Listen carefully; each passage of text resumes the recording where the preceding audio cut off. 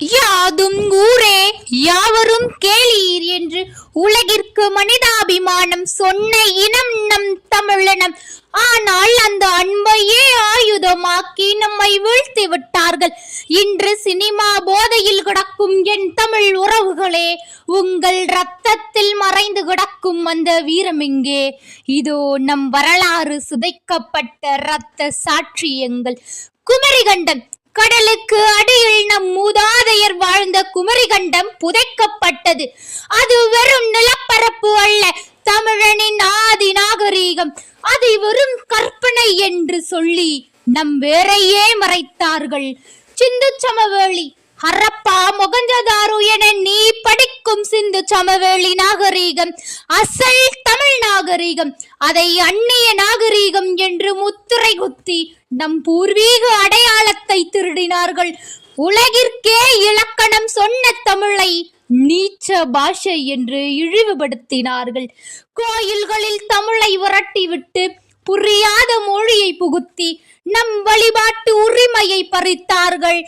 நம் தொப்புள் கொடி உறவுகள் ஈழத்தில் கொத்து கொத்தாக கொல்லப்பட்ட போது உலகம் வேடிக்கை பார்த்தது.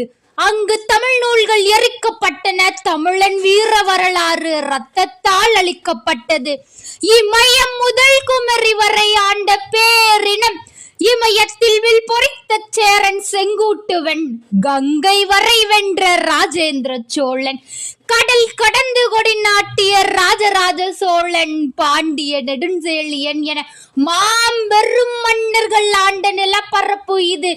ஆனால் இன்று பக்கத்து மாநிலத்தோடு ஒரு சொட்டு தண்ணீர் கேட்டு போராடும் அளவுக்கு நம் எல்லையை சுருக்கி நம்மை முடக்கினார்கள். இவ்வளவு வரலாறுகள் திட்டமிட்டு அளிக்கப்பட்டும் நாம் எப்படியெல்லாம் முடக்கப்பட்டோம் என்ற அடிப்படை உண்மை கூட தெரியாமல் இன்று நம் தமிழ்நாட்டு மக்கள் வாழ்வது எனக்கு மிகவும் வருத்தம் அளிக்கிறது. நாளைய இந்த மண்ணின் தலைவர்களாக கருதப்படும் மாணவர்கள் நீங்கள்தான். நீங்கள் நம் வரலாற்றை உணர்ந்து நம் அடையாளங்களை அறிந்து கொண்டால்தான் சிதைக்கப்பட்ட நம் வரலாற்றை காப்பாற்ற முடியும். நீங்கள் கற்றுக்கொண்டால்தான் அடுத்த தலைமுறைக்கு நம் பெருமையை சிதையாமல் கொண்டு சேர்க்க முடியும்.